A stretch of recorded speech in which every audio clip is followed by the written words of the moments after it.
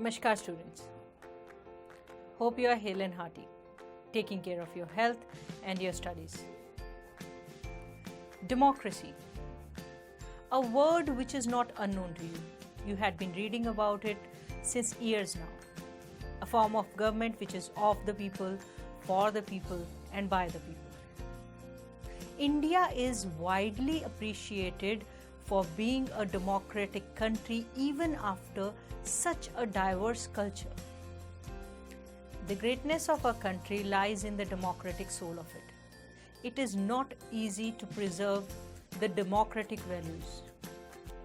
There are many institutions which work tirelessly to keep the democratic soul alive.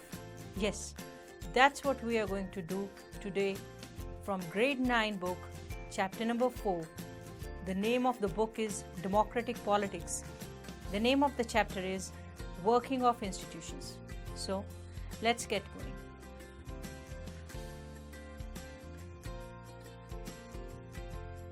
Countries around the world practice democracy through different types of institutions. However, most democracies in the world today use the parliamentary system as opposed to a presidential system like that used in the United States.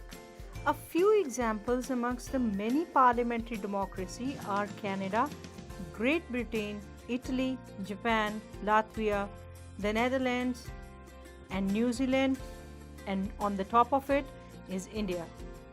Defining characteristics of parliamentary system are the supremacy of legislative branch within the three functions of government: executive, legislative, and judicial, and blurring or merging of the executive and legislative functions. The legislative function is conducted through a unicameral or a bicameral parliament, composed of members accountable to the people they represent. A prime minister and the ministers of several executive departments of the government primarily carry out the executive function. The political party or coalition of parties that make up a majority of Parliament's membership select the Prime Minister and department ministers. The Prime Minister usually is the leader of the majority party. We shall be discussing about it in detail in the session to come. A hereditary king or queen in a democratic constitutional monarchy such as Great Britain, Japan, Norway or Spain, or an elected president or chancellor in democratic constitutional republics such as in Germany, Italy or Latvia. The judicial functions typically is independent of legislative and executive components of the system.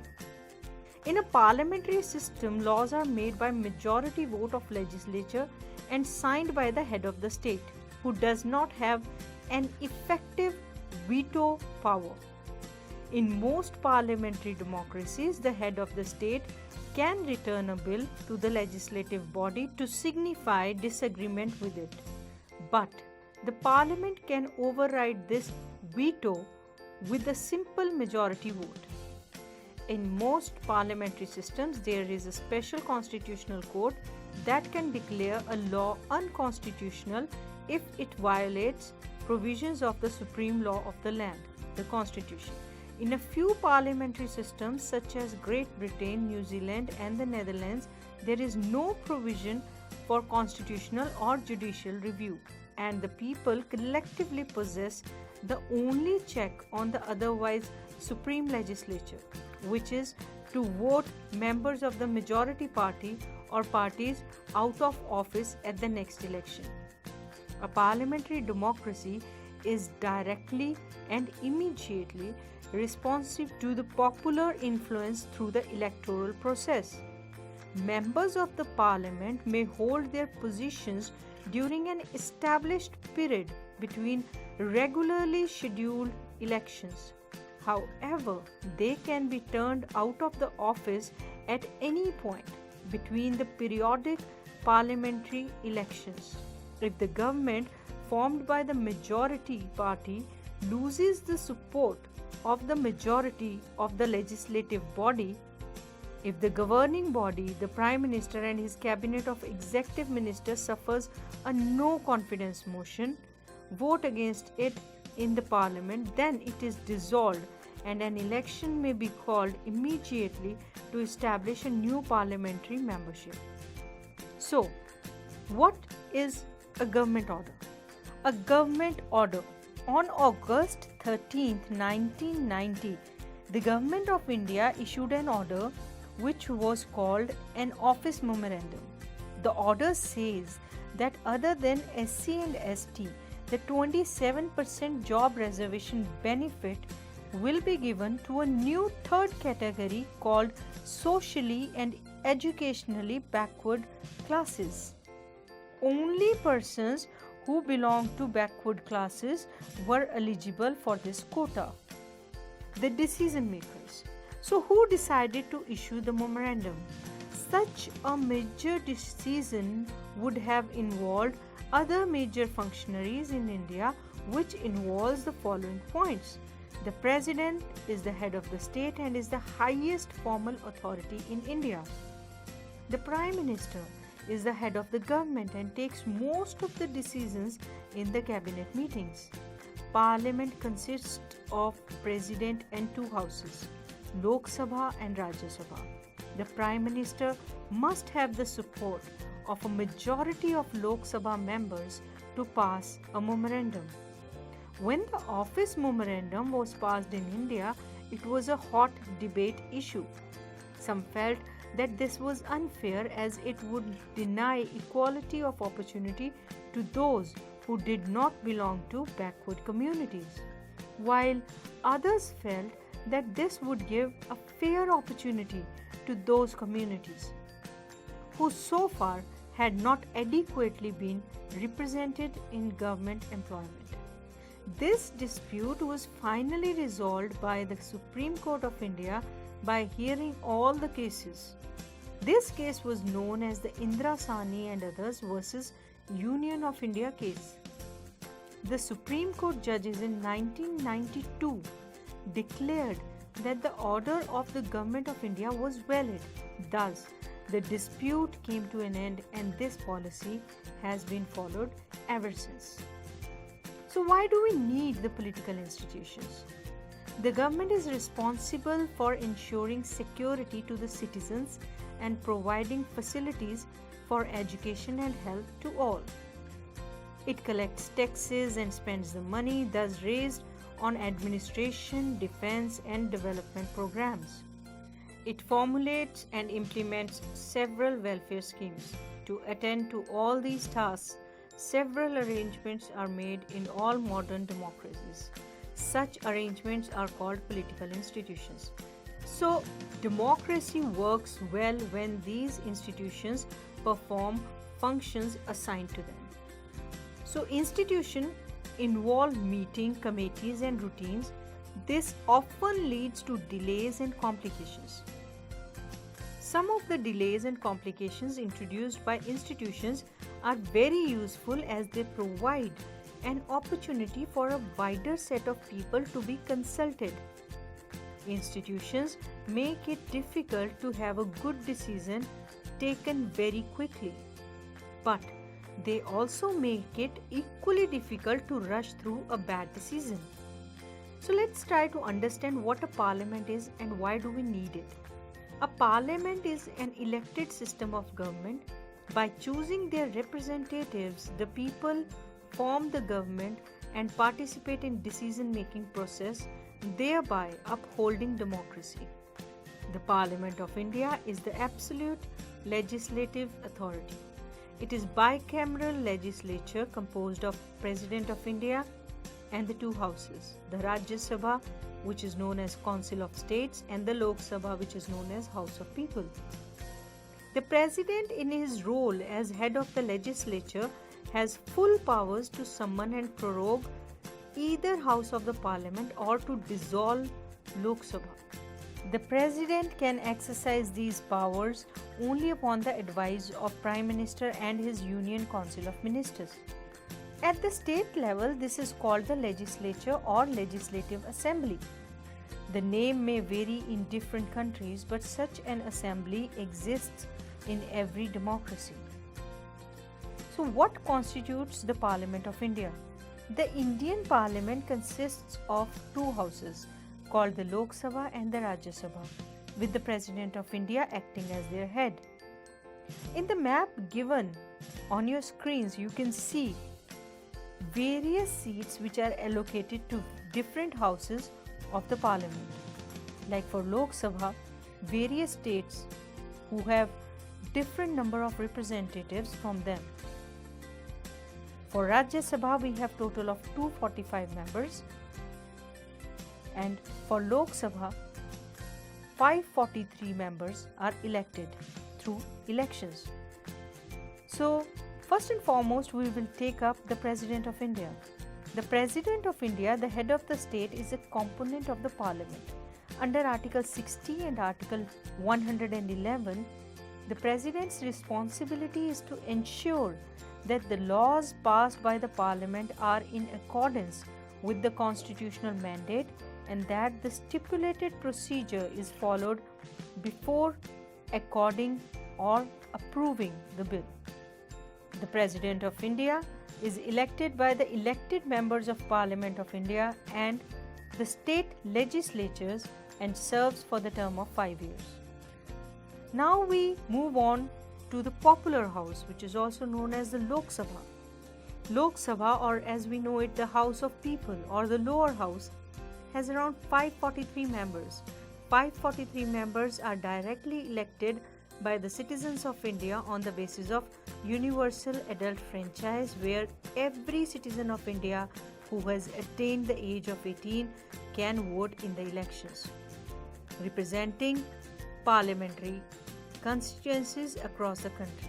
Between 1952 and 2020, 2 additional members of Anglo-Indian community were also nominated by the President of India on the advice of Government of India, which was abolished in January 2020 by the 104th Constitutional Amendment Act in 2019.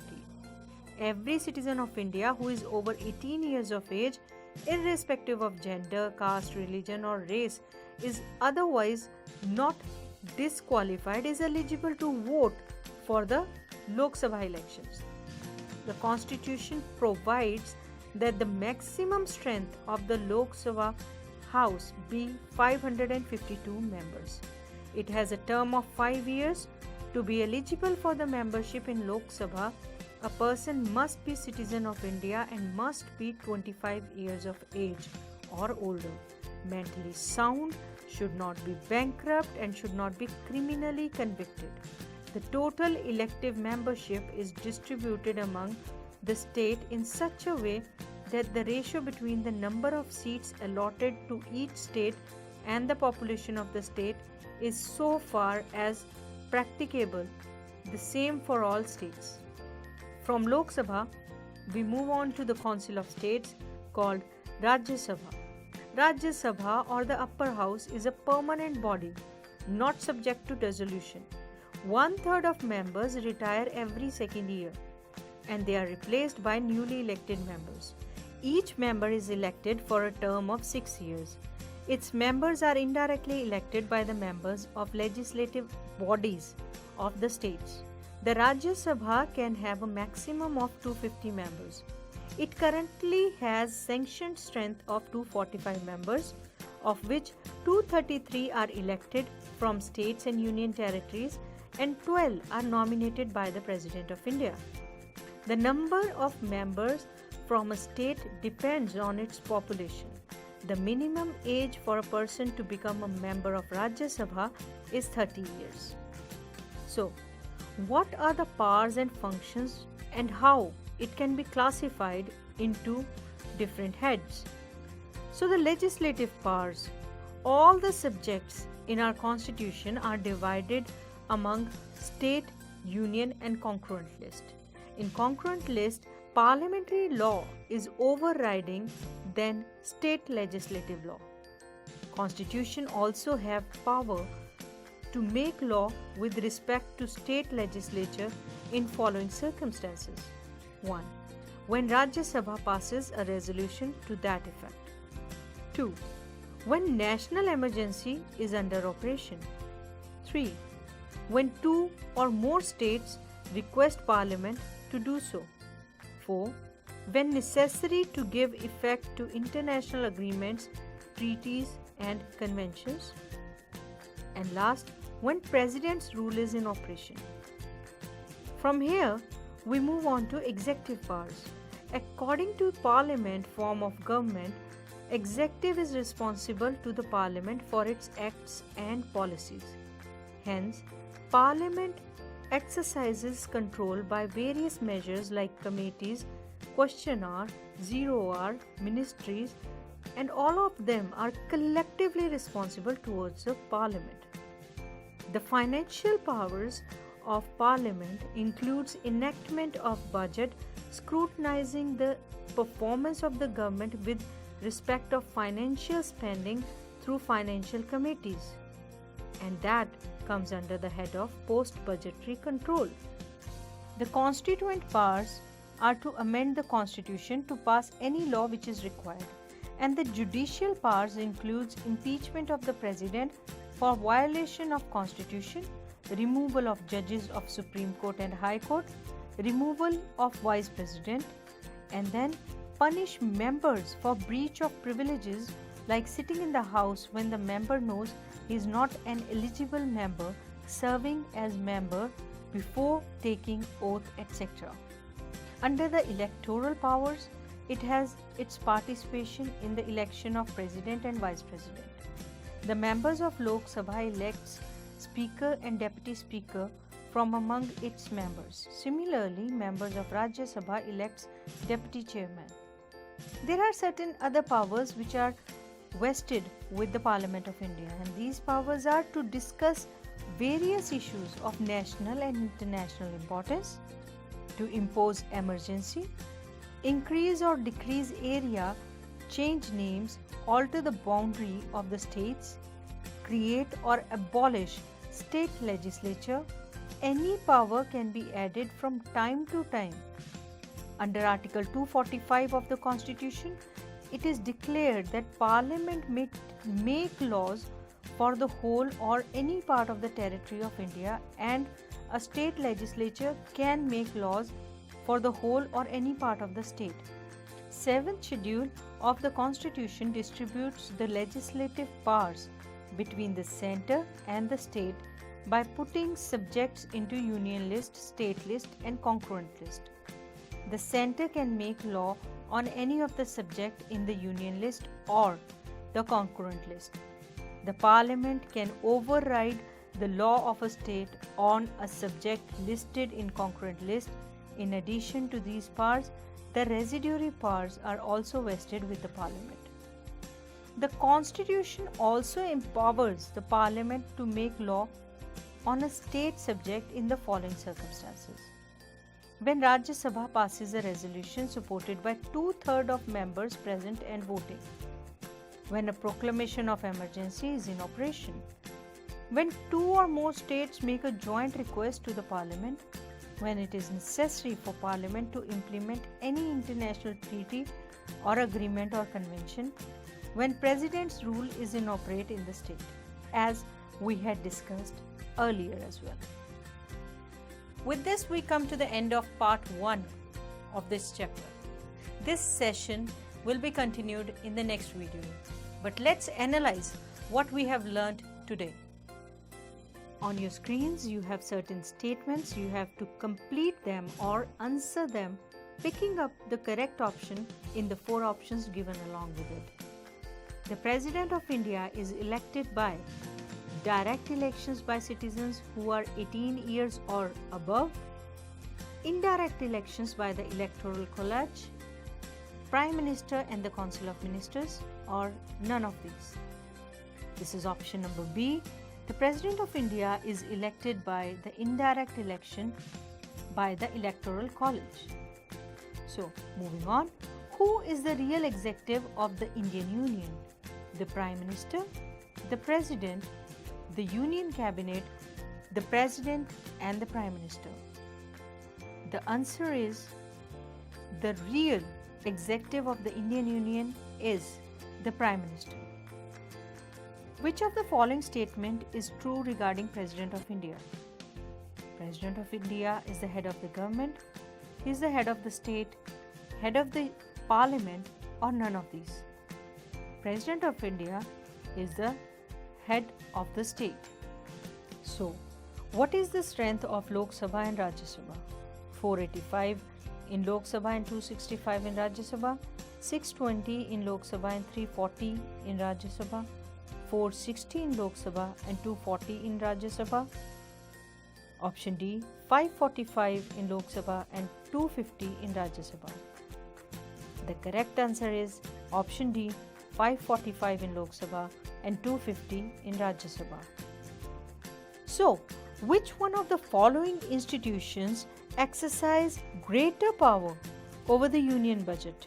The Reserve Bank of India, the Rajya Sabha, the Lok Sabha, or the Supreme Court of India? The correct answer is option C, the Lok Sabha. The Cabinet as a team assisted by Chief Minister and Governor, Ministers of State, a team of civil servants of Cabinet Secretariat, or President and Speaker? It is option C, a team of civil servants of Cabinet Secretariat. So, what is meant by Office Memorandum? Is it the order issued by the Government of India, memoirs of the leader of the past, important defense documents, or none of the above? A memorandum is an order issued by Government of India. The question is, when was the Second Backward Class Commission appointed? Was it appointed in 1989, 1979, 1999, or 2001? The correct option is option B, 1979. Hope today's session was fruitful for you. We will continue from here in our next video. Till then, stay safe, stay healthy, and keep studying. Namaskar.